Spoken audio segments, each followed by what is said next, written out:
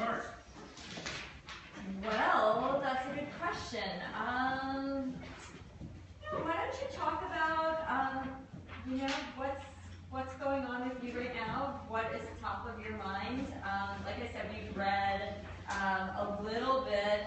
We read this evaluation methodology, and we read an earlier article, which I know you've updated a lot since then. Can you tell them a little bit about what's going on with your publication? And then I know I have lots of questions, and I'm sure they have lots of questions. We can kind of move into a more Sure.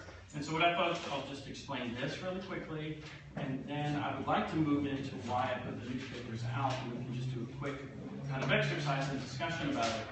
So I'm Frank Vagnone, the museum anarchist. Depends on that's a positive or a negative, I don't know. And the book just came out on October 31st, and I have to say that it's sold out already. And they're moving on the second printing. Wow. Yay! So all of us, no. All of us museum peeps apparently have nothing else to do but read a boring museum book. And my co-author is Deborah Ryan. She's a professor of architecture, a landscape architect, and a specialist in community engagement at the University of North Carolina at Charlotte. And so everything in this book is really just overlapped between both of us. And so the book itself really has come out of maybe 4 years of research. And what you'll find at the back of the book is really a self-assessment.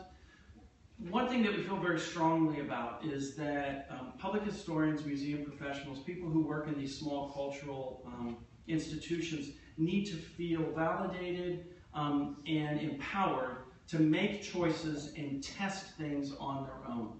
And that's ultimately what this is. So people say, well, the word anarchist is really misleading. Not really, because what we're saying is we need you to start from the ground up. Not burn down the buildings, get rid of the collections, but start from the ground up, rethinking the very kind of structure and function and information and the way you convey that information. And in that way, it's an extremely kind of rogue way of viewing public history. And so if you ever do get around to reading more of the book, that's where it's coming from. It's certainly not a book that we're trying to tell people what to do. In fact, what we're trying to do is empower you to say, I can do this at my place. I can make up my own tools. I can figure out what my community wants. That's what this is about. Because up to this point, professional best practice has led to this kind of institutional inertia at small cultural museums where you're afraid to do anything. And, you guys are smart. I mean, you're creative, smart people. And you've kind of had your hands tied behind your back. And so that's what this book is about. It's saying, here, take this book, go try stuff, and then come back to us and tell us what works and what doesn't. And then if you formulate new ideas, then let us know. Because doing nothing will not produce long-term sustainability. It just won't. These small cultural institutions are dying. The attendance is decreasing. The people who are working at them are burning out too quickly. Number one, they're not getting paid enough. Number two, no one's valuing the kind of skill sets that they're bringing to the job. And so the leadership at these small culturals is dying. So again, all of these issues are in a way kind of addressed in this book. And there were sections in this book for every one of the markings that addressed board relationships, but we actually took it out because we felt like we didn't want it to seem too prescriptive, too punitive in a way, because many times we feel like the staff are very interested in these notions, and maybe the board is convinced that best practice is the way to go, and they really limit what the staff can do. So who knows, maybe the second round of this is about fundraising and board relationships from a kind of anarchist perspective. That makes sense to everybody? And I really am glad and thankful that you guys, and you can pass that around whenever you want, thankful for you guys asking for me to come here. One thing that I've done that I want to start with is I've taken today's New York Times and I've actually torn apart the pages. So everyone has your own page. Now, one of the biggest issues that I hear all the time, and that Deb also hears, my co-author, is that what we tell, the stories we tell, the narrative that we tell, the public history that we convey, has very, very little to do with what's happening in the paper. And we hear, well, that's because we can't be political. We're nonprofit organizations. We can't take a stand on politics. We can't take a stand on candidates. We certainly can't take a stand on Syrian refugees. And so that's what I want to talk about right now.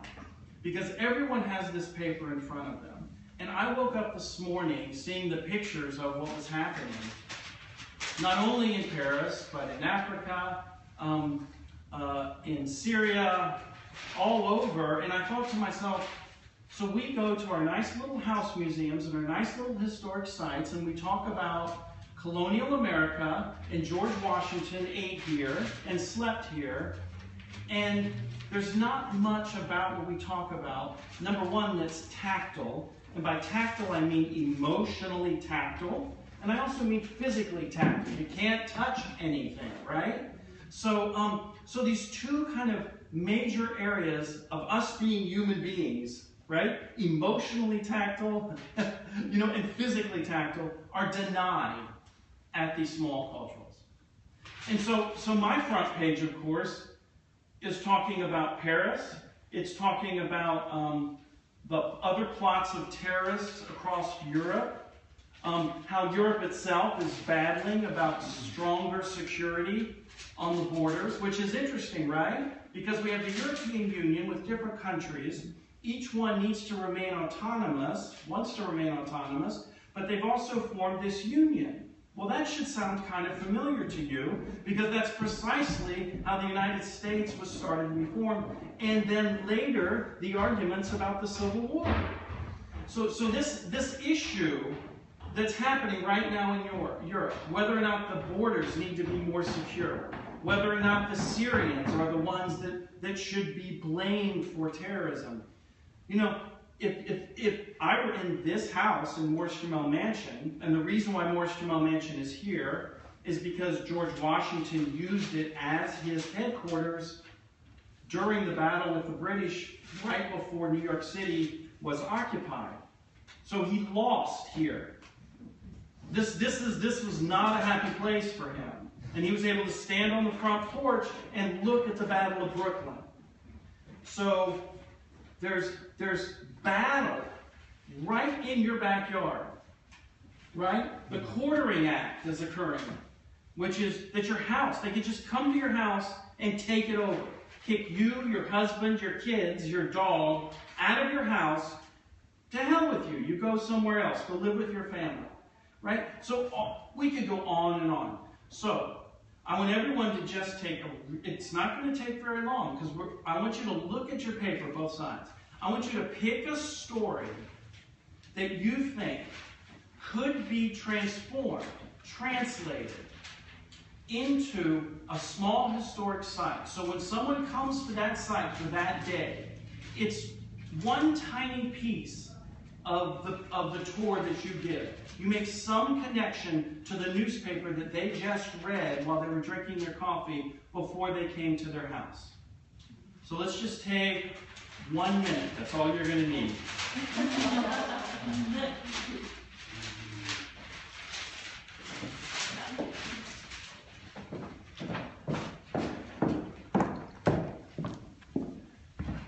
It's working.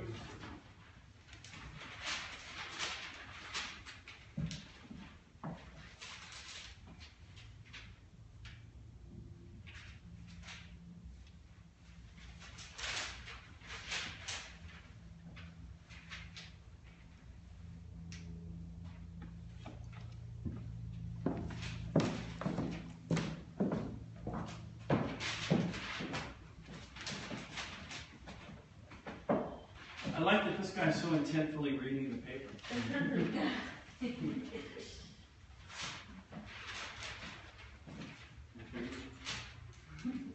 You don't have to here. I think it is on the front page. There.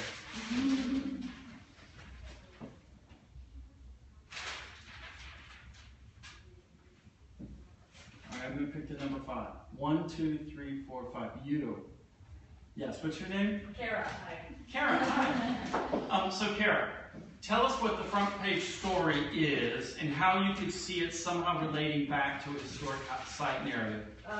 Migrants attempt to enter U.S. via Mexico, so fears about jihadists. So this had to do with Syrian refugees crossing the U.S.-Mexico border as means to enter the U.S. As refugees. And I'm sure this could be related to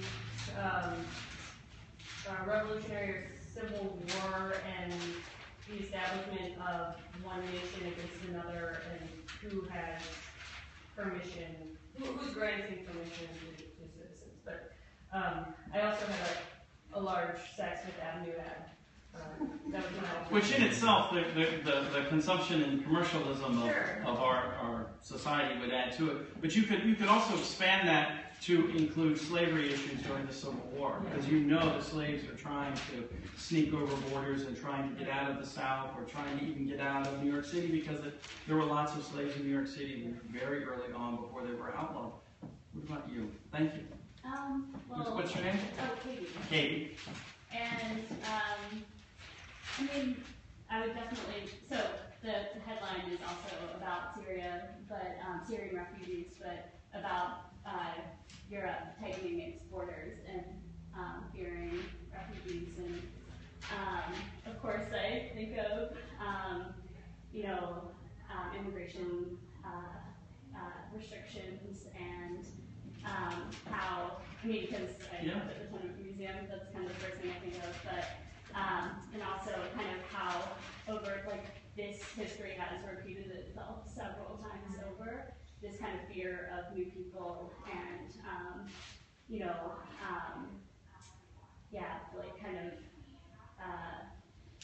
I don't know, I guess that's No, that's a very good point. And also, just since the Paris bombings, I've started to see stories comparing it to back when the Jews were trying to leave Europe, and there were like public polls at the time. One in particular, I remember, was a poll at Harvard University where some large number of them said that they didn't think that we should be taking Jewish immigrants in, and that it would get us involved in the war. I mean, that's a very real relationship to what's happening today, and then you can clearly see how that can overlap with what a narrative is. And you, what's your name? Caroline. Caroline. I've got a story here about Jonathan Pollard, the American who was convicted of spying on behalf of Israel that he just got out of prison, but that Obama is not letting him return to Israel. And I'm not in the context of this house, I'm sure there are a lot of, in terms of Civil War and Revolutionary War, a lot of things about spying and espionage. Well, you're absolutely right. This room was used by George Washington as the court-martialing room. So anything like that would have come up would have happened in this room.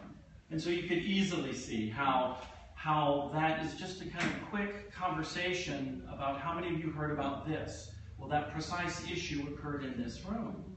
Well, it's such a lovely room for court martial. I know, isn't it? I think this wallpaper just doesn't it. And also the other issue is the houses and these sites are always outfitted to look pretty. But the house was, of course, emptied out, and they slept in here, and they were using it as the headquarters. So this room would have looked considerably different. And many people say, well, that would be kind of an interesting thing. Let me ask you. What's your name? Eddie. Eddie. The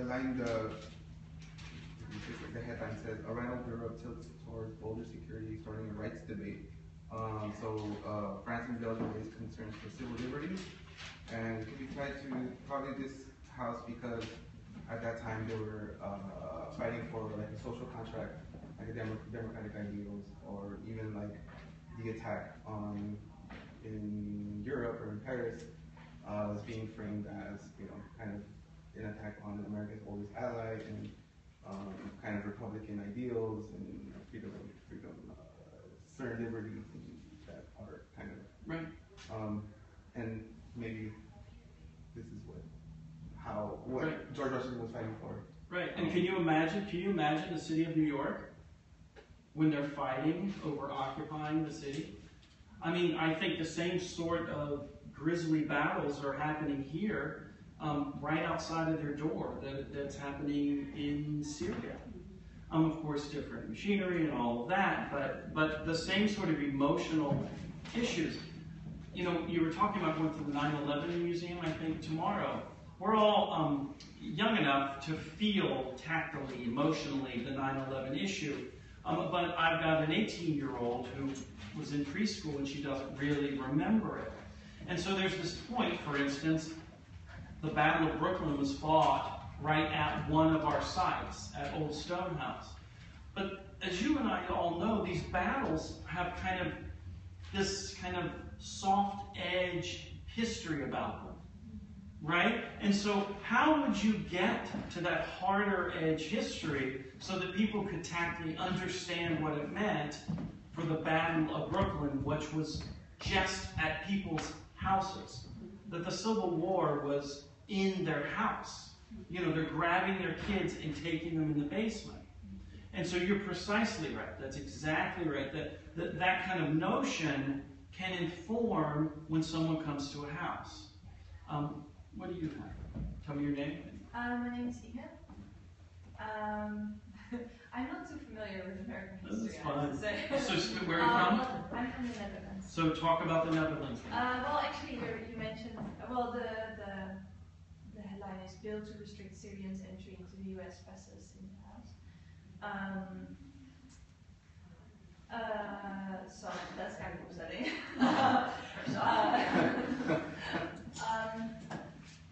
Well, yeah, you mentioned the Jews. I was just a lot, like in the Netherlands, there's a lot of people who are saying, yeah, I remember, you know, First World War, Second World War. There were so many refugees, and there was also a lot of lobbying against them, but also a lot of lobbying to help them. There were like posters everywhere hanging, like with you know, drawings of poor people and saying we have to act for people in 1920 or whatever.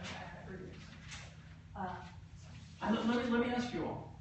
So you've got a group of people coming here to visit Morris Jumel Mansion.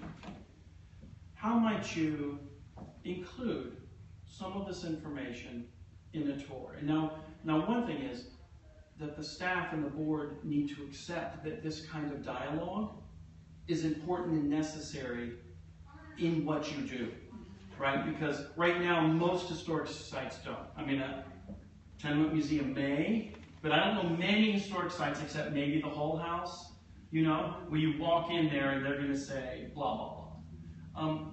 You know, one thing is, how many of you read the paper today about the United States possibly deciding to limit the number of Syrians and making them go through certain hoops? You can talk about that, right? No. How many of you heard that Donald Trump wants all Muslims to wear identification tags? No. Yeah. Right? Now, so this is where it starts to get like tricky, right? Because you will have Donald Trump fans, and you will have Hillary Clinton fans, and Bernie Sanders fans in your group. So the way you produce this dialogue, the way that you ask for those kinds of responses is really important. And that's why you really do need to, and that's where Sites of Conscience, they do such a good job of training people, and I think we probably need a lot better training on how to address these sorts of things if, and I do believe every site should kind of go to these subjects and integrate them fully into what you're doing. Now you could clearly see that every time you come to the house, you will have a different quality about the tour, right? So that means that your tour guides have to have a kind of creative quality about them, and that it's not a scripted piece, it's more kind of like a deck of cards. And the deck of cards are facts, and they can be reorganized in whatever way fits what's happening. You had something to say? Quick question. Yes. Are you doing this to show to teach something about the house, saying it's relevant today, or are you doing this to teach something about contemporary affairs? I would say both.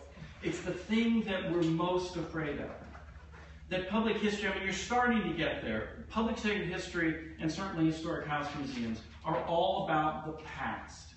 And the better the scholarship, the higher the academic quality, the integrity of that scholarship is what matters. The problem is that if it just remains there, you've limited your audience, it narrows down interest, and in many cases it doesn't make it very compelling. Why? And we talk about this in the book.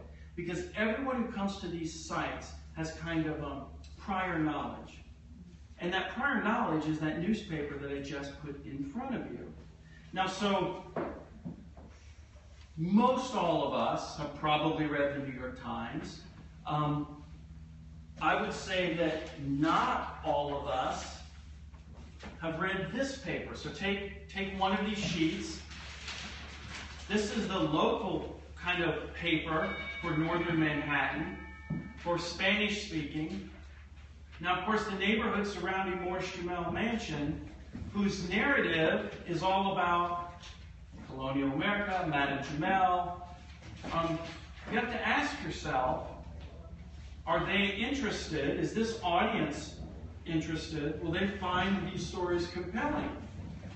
And so what I want to do now is the same thing that we just did.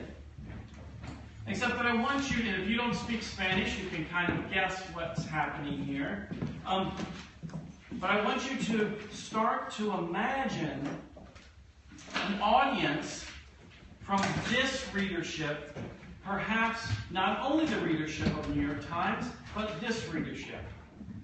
And so how would you manage a tour or engaging them in compelling ways using the information and the style that, for instance, this newspaper is addressing? Because how many public historians or museum professionals will study old newspapers, old letters? It's like we really don't think about it. But they're essentially the same thing. I mean, there's been tons of stuff that's like Dutch newspapers that I've read that's been translated, right? So in a way, it's been taken out of context. So this can be translated for those of us who don't speak Spanish, but there is a kind of contextual loss about it. That's also one of the things in the book that we talk about. Your staff and your board absolutely need to reflect the community and demographic that your site rests within. You can't try to make programs for people that you don't understand or aren't you. Now, I say this all the time. I'm a middle-aged, balding white man, right? So how am I to understand these different constituents? And we have to be really honest and comfortable with the fact that our staff and the people that are running these organizations need to reflect those communities, which means we need more people of color in leadership positions. We need more people of color on boards. We need more women in leadership positions. 80-something% of all museums have a staff of females. Not a lot of them have female directors. Much larger issue, but that just points to this notion of how one would start to address this kind of quality. I mean, we can go in this direction because we understand how important, but we also know, I think, the number I think may be larger, but over 17% of the United States population is Spanish speaking. In Flushing, where we have one of 3 houses, 85% of the population is first and second generation Mandarin-speaking Chinese. One of the houses is an African-American inventor, Louis Latimer, and there's less than 2% African-American who live in the neighborhood. So talk about difficult in trying to convey information. Now I want you to take these and just pass them around. Guess what? There's yet another local newspaper for this area. And this is the New Black View. So not only do we have the New York Times, we've got the Diary, and then we have the Amsterdam News. And I think what you're going to find when you review these is that all three of them have different perspectives on all the stories that we just talked about. So the issue of asking you, so what do you think about what Donald Trump said? I would imagine all three groups may have different views on it. And to me, that could make a fascinating start to a conversation about this house and the role that this house played in the Revolutionary War. Why? Why do you think George Washington landed here as his headquarters? Because the man who built this house and owned it was a loyalist, and he went back to England. So where would he fit in this news? If he were here today, who would we say he's listening to? Which paper do you think he's reading? I could even throw the Wall Street Journal in on top of this. Now, the reason why the newspapers and the front page news is so important is because it makes our lives really complex. Because it's not a simple matter, at least for me, and this is where I'm going to throw it out and talk about it. It's not a simple matter of historic accuracy or amount of documentation or the kind of script that you have for your tour or even the people who lived in your house.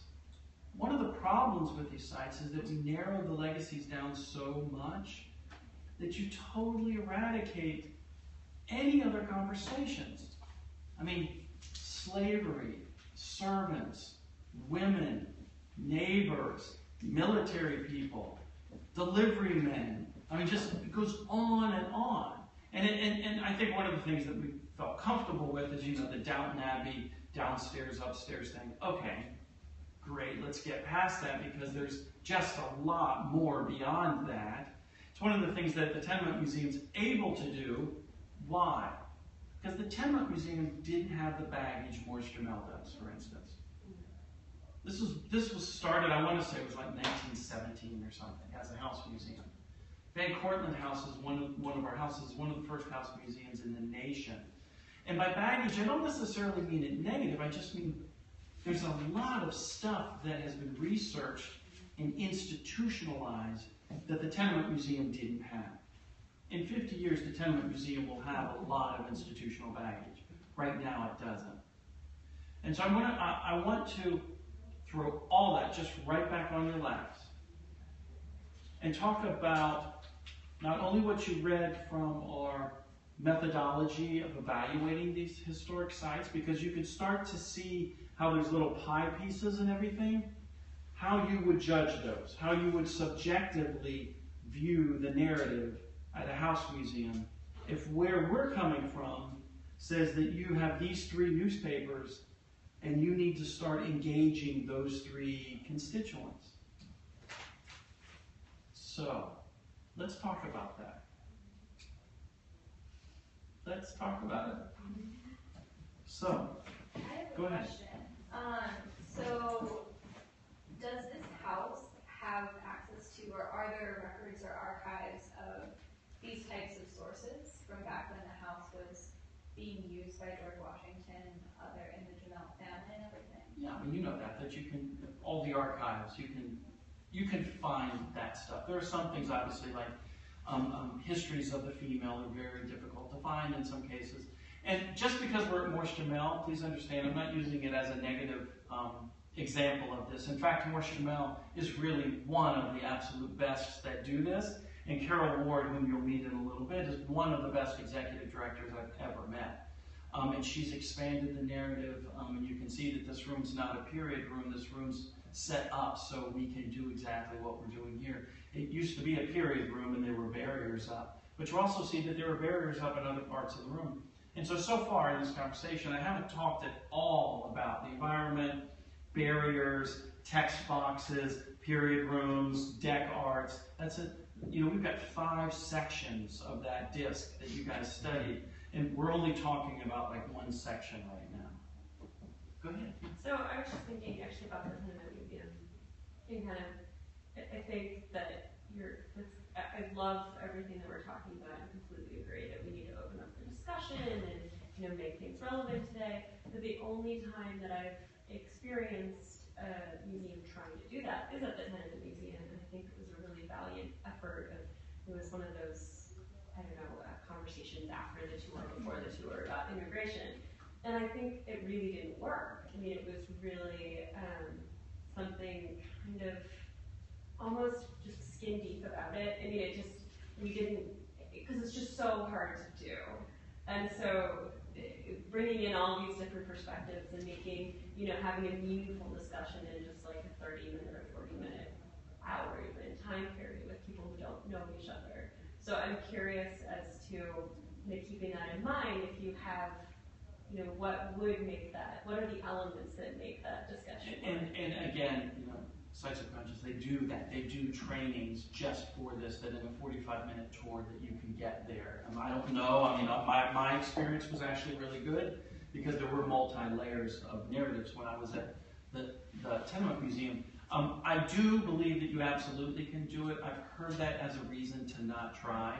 I know you're not saying that. I can hear you. You're saying, this is great, I want to do this, but I've heard that so often for a reason to not try new things. So I would say, learn what you can, go out there, figure out the best methodology. No one's going to give you the answers. That's what that book is about. You figure out the answers for yourself. Because, hopefully you'll have someone be able to kind of train you in how to dialogue, do real dialogue. Instead of, so, what do you think about immigration? That's not going to get you anywhere, There are other questions that you can ask that could get you there very quickly, I think. And I do believe that pulling headlines and important stories from today, from this morning, is one of the ways you can do that. Well, I know as we're talking, I'm connecting a lot of this to our recent experience at the John Brown House, which I'm sure some of my students are as well.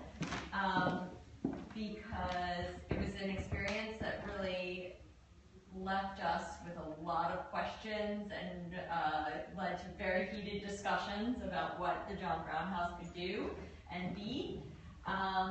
And one of the things among many that we were coming up against, and something that we've talked a lot about in class, were the docents and their openness to having these kinds of conversations. And I just put that out there as a very practical limitation to some of the things you're talking about. A lot of these houses are run on total volunteer staff running the tours, and I don't mean this to say that all docents are going to not be able to incorporate these kinds of things, but at least in art museums, I found that to be a major challenge. So I wonder if you have... When you said you read through the book, there's an entire chapter, we call them nude tour guides.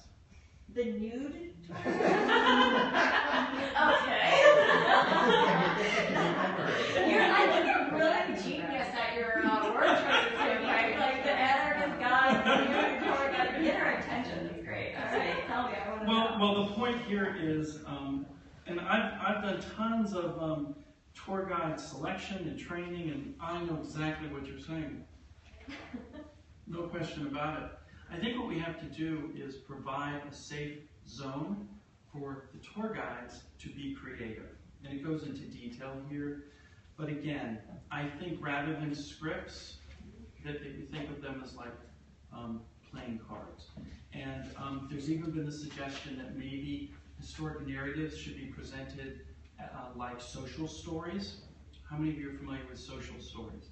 They're the kind of picture storybooks that kids on the autism spectrum are given at the beginning of the tour. And the only reason why I make this suggestion, not to say that tour guides act like they have autism, it's just that I actually think it works really well for me.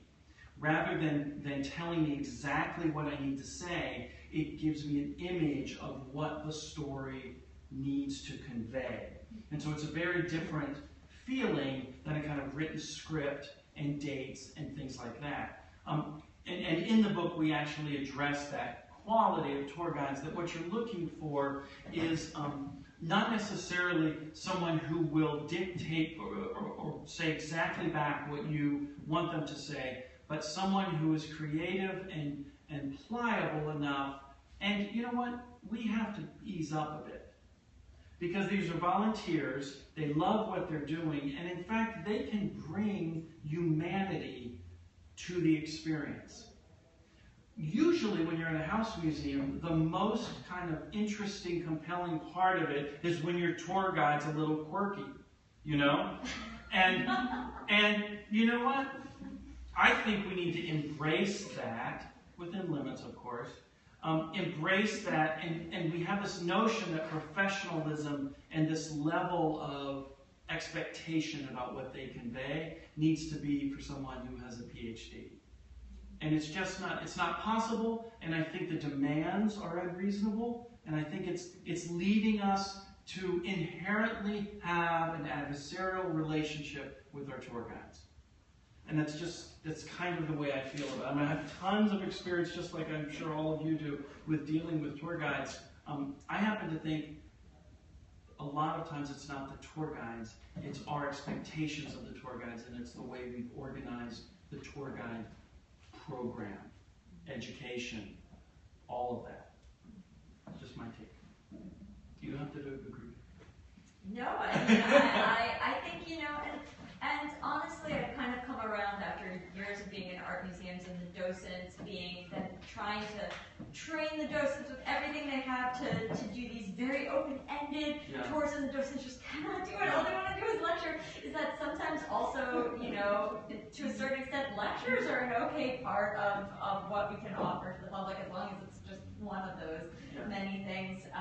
So I don't know. I say that, you know, we started out the semester reading an article in the Wall Street Journal called "Docents Gone Wild." I saw that, yes. Which is an amazing article. I think I may have even used it in here. I don't know. John Brown experience, although I feel like, you know, what you're saying is, you know, to extend what you're saying, a lot of it, of our experience had to do with the mission statement of the John Brown House not being sufficiently strong, their vision for the house not being sufficiently strong to trickle down to what they're doing with.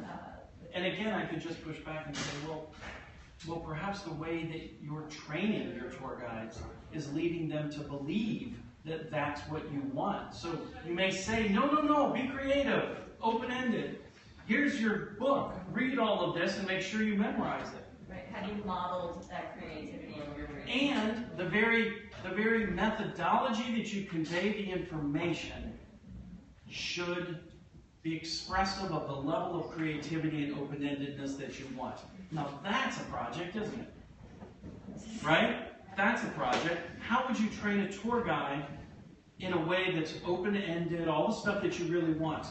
Ooh, I don't know how you would do that, but that's a great... It's exactly like when we study distinct activities in the book. It's a tool. We've asked everybody to document their floor plan, and for 2 hours tell us everywhere that you went and had a distinct activity in your house.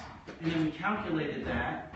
And then what we found is there were like 42 distinct activities per square foot of a dwelling. And so instead of me telling you, this is your narrative, this is Madame Jumel or George Washington slept here, instead of that I say, here's the square footage for the house. This is the number, 42.1 distinct activities per square foot. You form your narrative and your tour based on that. Like, that would be mind-blowing. It would be hard for me to do. But imagine that as a project to start to break free from, and you all have probably done this. This is the octagon room. This is what happened in here. This room is 18 blah, blah, blah. Now the hallway is this. Now we're going to go in the parlor, and this one's going to represent Aaron Burr's death, and it's this time period. And so everything seems to be contained, right? It's contained architecturally, it's contained historically, it's contained the way it's conveyed. Everything about it is contained. Carol's standing there, and she knows that I'm not talking badly about her because she's not like this. I'm just using Morris Jumel as an example. But it's a really interesting kind of project to do. And it's some of the ones that we do in our workshops when we go to house museums to totally break free of how we normally see them.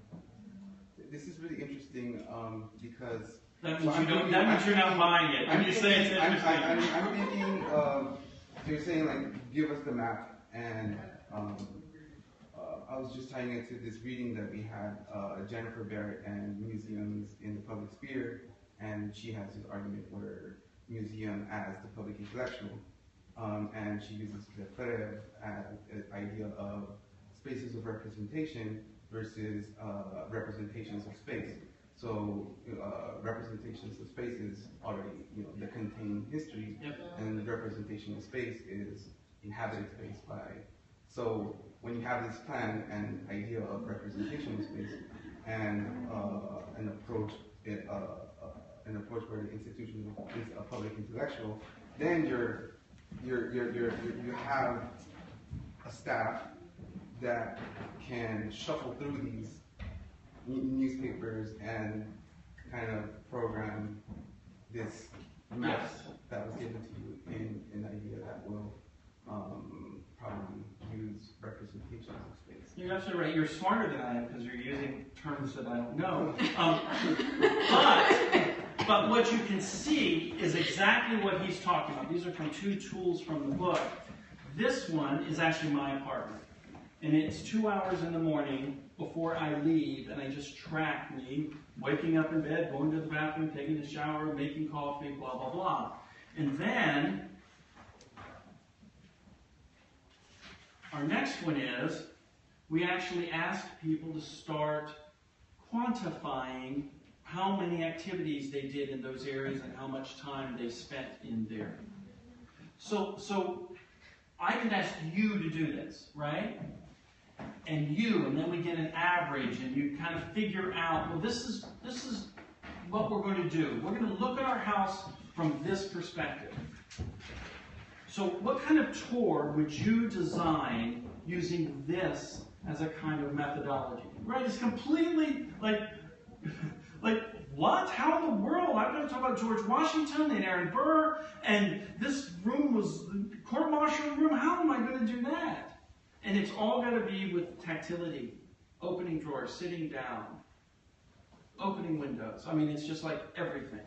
So, yes, exactly what you said is what the book is about. We are not about representing domesticity. We're about actually feeling it when you're here. And the only way you can actually feel it is to be it, is to inhabit the space. And Carol and I, Carol Ward, come here, Carol. This is Carol, come here, Carol. This is Carol Ward. She's I'm right there. Not only one of my best friends, she is also one of the best executive directors that have ever run across for a historic site. And she is the executive director of Morris Jumel Mansion. And so what we've been talking about right now is I gave them the New York Times and these 2 local papers, and we talked about how important it would be to somehow transform your narrative into directly tying it into today's headlines. And we talked about, for instance, how you could do that in this room with George Washington, with the Battle of Brooklyn, and all that, so with Syria and the solidification of the borders, and all that stuff that we talked about. And then now we're just talking about the relationship of how the House Museum itself is fabricated, right? That's a word, fabricated. Curated, right? Every single space that we're in is a curated space. I'll use fabricated. I'll use curated. Well, yeah, I would love for maybe you can speak Now to. here, you sit here, and I'm going to go over here. Yes, You yes. guys talk so much about the tour and how you can make connections to contemporary times, and I'm curious about. You probably think so much about the environment, the space, right? How a visitor who's maybe not going on a tour is experiencing these things and how they can make connections like that, how it can come alive for them and what you think about. Yeah. So just to tell you guys a little bit about me. So I've been here 8 years, 2 as executive director. I started as director of education and public programming. So I'm constantly thinking of the visitor experience. That's what I start my day with every day. Except like today when I have board members calling me every